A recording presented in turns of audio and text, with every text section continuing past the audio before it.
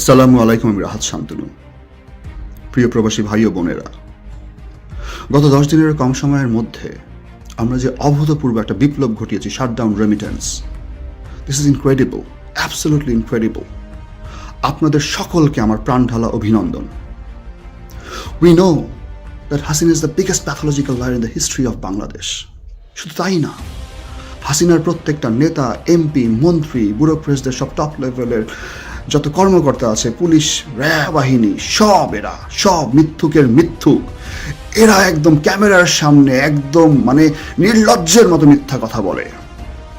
কিন্তু আমরা প্রবাসীরা দূর থেকে আমাদের ভাইদের জন্য, বোনদের জন্য তো খুব বেশি কিছু করতে পারছি না। তবে যে কাজটা আমরা করেছি, যে আমাদের হালাল টাকায়, আমাদের রক্ত পানি করা টাকায় এই খুনি সরকার আর একটা বুলেট কিনতে পারবে না ইনশাল্লাহ। আমরা একদম রেমিটেন্স বন্ধ করে দিয়েছি ইনশাল্লাহ। এটা এক কথায় আপনাদের জন্য বিশাল একটা আমাদের অর্জন ইনশাল্লাহ।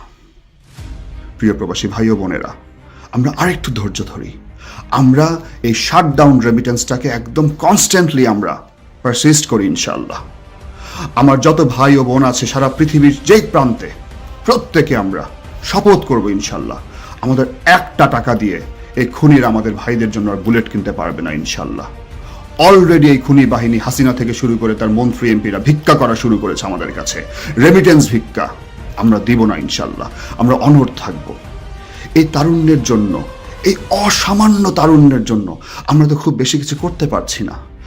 এই প্রত্যেকটা ছোট ছোট বাচ্চা ছেলে মেয়েগুলা নিজের বুক পেতে দিচ্ছে, গুলি নিচ্ছে।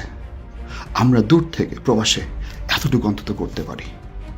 আল্লাহ হাফেজ, আসসালামু আলাইকুম।